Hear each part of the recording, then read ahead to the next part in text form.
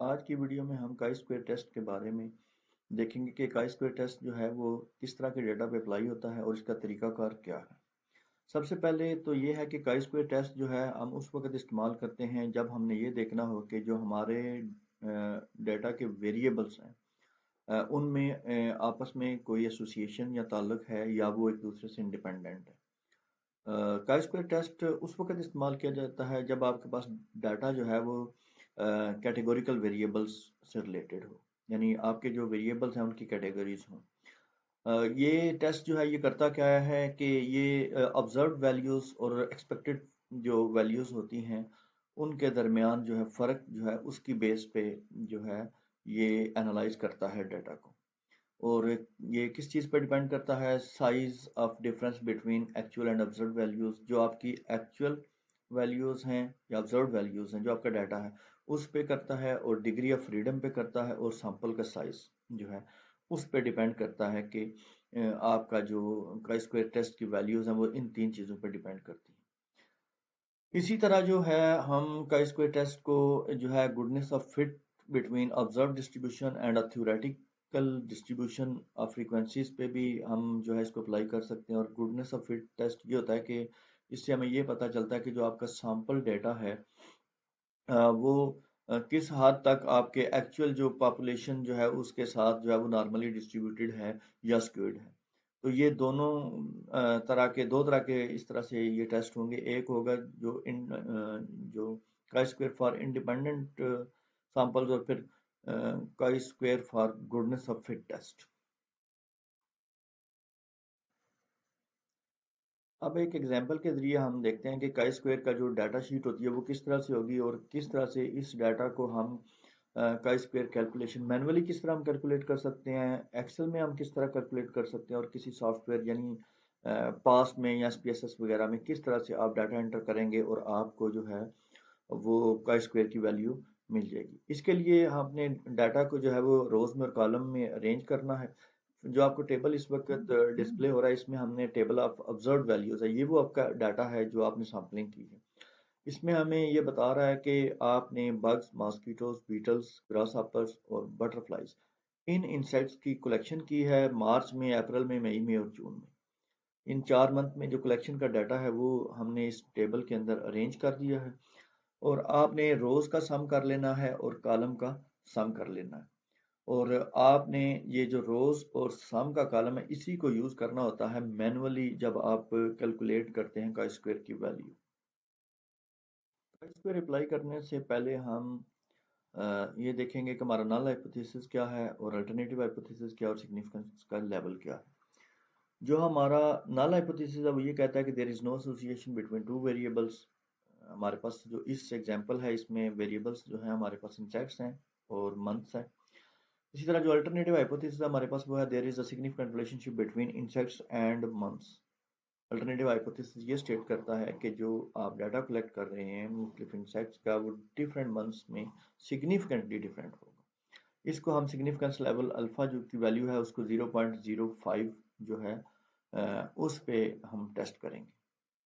उसी जो हमारा ऑब्जर्व वैल्यूज का टेबल है उसी की बेस पे हमने एक टेबल ऑफ एक्सपेक्टेड वैल्यूज जो है वो हमने कैलकुलेट करना है।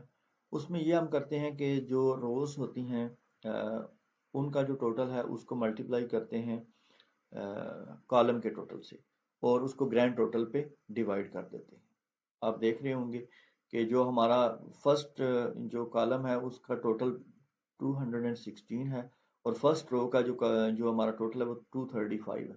इन दोनों को मल्टीप्लाई किया और ग्रैंड टोटल जो है जितनी वैल्यूज है उनको जब सम करते हैं तो वो 762 आती है। तो उसमें हम उसको जब ये कर लेते हैं, मल्टीप्लाई करके डिवाइड कर लेते हैं, तो हमारे पास जो फर्स्ट वैल्यू आती है वो 66.60 है। इसी तरह दूसरी वैल्यूज जो है वो हम कैलकुलेट करेंगे कि फर्स्ट जो कॉलम है उसका टोटल उसको मल्टीप्लाई करेंगे सेकेंड रो के टोटल के साथ और उसको डिवाइड कर लेंगे ग्रैंड टोटल के पास। इस तरह से आप सारी वैल्यूज जो है वो कैलकुलेट कर लेंगे। जो पहला टेबल था उसमें हमने जो है वो हमारे पास अपना ओरिजिनल डाटा था जिसको हम ऑब्जर्व वैल्यूज कहते हैं। और जो सेकंड हमने टेबल बनाया था उसमें हमने एक्सपेक्टेड वैल्यूज जो हैं वो हमने कैलकुलेट की थी। अब उन दोनों फर्स्ट टेबल की वैल्यूज़ को हमने फर्स्ट कॉलम में रख लिया और सेकंड टेबल की वैल्यूज़ को हमने सेकंड कॉलम में रख लिया और फिर इनका सबसे पहले इनका डिफरेंस निकाला, यानी जो आपकी ऑब्जर्व वैल्यूज़ है उनमें से हमने एक्सपेक्टेड वैल्यूज़ को माइनस किया है, फिर उसका जो है वो हमने स्क्वायर लिया है और फिर नेक्स्ट कॉलम में जो लास्ट कॉलम है उसमें हमने इस स्क्वायर को हमने जो है वो एक्सपेक्टेड वैल्यू से डिवाइड कर दिया और एंड पे हमने ये जो लास्ट कॉलम है हमारा उसमें हमने जो है सबको ऐड कर लिया, हमने समेशन कर लिए, जितनी भी वैल्यूज आई हैं उनको ऐड कर लिया और यही जो है वो टेस्ट स्टैटिस्टिक है काई स्क्वायर की, कि ये जो आप 32.20 आपके पास वैल्यू आई है यही काई स्क्वायर की वैल्यू है।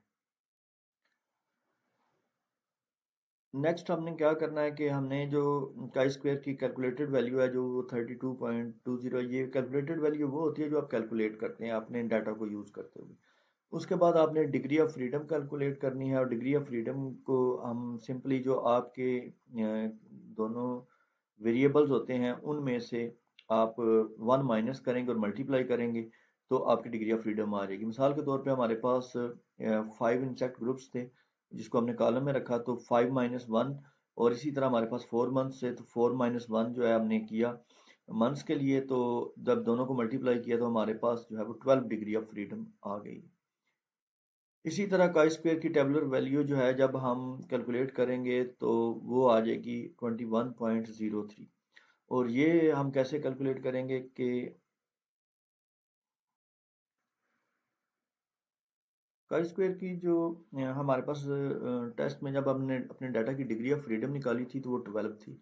अब हमने क्या करना है, अपनी डिग्री ऑफ फ्रीडम को आपके जो आपने अल्फा का सिग्निफिकेंस लेवल रखा हुआ है उस कॉलम में आपने उसकी वैल्यू देख लेनी, यही टेबुलेटेड वैल्यू होती है जिसके साथ आपने कंपेयर करना होता है। तो हमारी क्योंकि डिग्री ऑफ फ्रीडम 12 थी और हमने 0.05 अल्फा का लेवल रखा हुआ था तो लिहाजा हमारी जो टेबुलेटेड वैल्यू फॉर का स्क्वायर है वो 21.03, यानी ये वो वैल्यू है जिसको आपने अपनी कैलकुलेटेड वैल्यू से कंपेयर। अब हम देखते हैं कि पास्ट सॉफ्टवेयर में किस तरह से हमने का स्क्वायर जो है उसको कैलकुलेट करना है। सबसे पहले आप रो और कॉलम एट्रीब्यूट्स को जो है वो चेक कर लें। उसके बाद आप नेम वाले कॉलम में अपना कर्सर रख के डाटा को पेस्ट कर लें और दोबारा से हम चेक कर दें रो और कॉलम एट्रीब्यूट्स को। आप अपने डाटा को सिलेक्ट कर लें, ड्रैग करके डाटा सेलेक्ट हो जाता है। फिर यूनिवेरिएट एनालिसिस पे जाएं और उस टैब से आप कंटिजेंसी टेबल पे आ जाएं और आपने अपना डाटा इस तरह से एनालाइज कर लिया। अब ये हमारे पास जो है वो आ गया रिजल्ट। आप देखें काई स्क्वायर की वैल्यू जो है हमारे पास 32.20 आई है और यही हमने जब उसको मैनुअली कैलकुलेट किया या एक्सेल में कैलकुलेट किया तो तब भी हमारे पास वैल्यू वही आई है।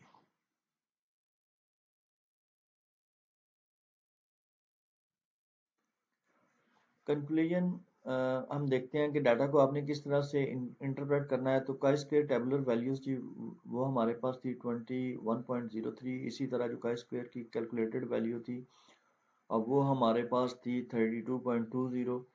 तो सिग्निफिकेंस लेवल जो था अल्फा का वो 0.05 था। तो हम ये कहते हैं कि जो हमारी काई स्क्वायर कैलकुलेटेड थी वो ग्रेटर है टेबुलर वैल्यू से, so we reject null hypothesis and accept of alternative hypothesis. और अल्टरनेटिव हाइपोथेसिस हमारा क्या था कि there is a significant relationship between insects and months. लिहाजा जो हमारा डाटा है वो 0.05 अल्फा लेवल पे सिग्निफिकेंटली डिफरेंट है डिफरेंट मंथ्स में। तो इस तरह से आप इसको इंटरप्रेट करेंगे। अगर आपकी वैल्यू जो है वो टेबुलर वैल्यू है वो ज़्यादा हो जाती है और काई स्क्वायर की वैल्यू कम हो जाती है तो इसका मतलब यह है कि आपके डाटा जो है उसके जो रिजल्ट्स आए हैं आपके वो नॉन सिग्निफिकेंट।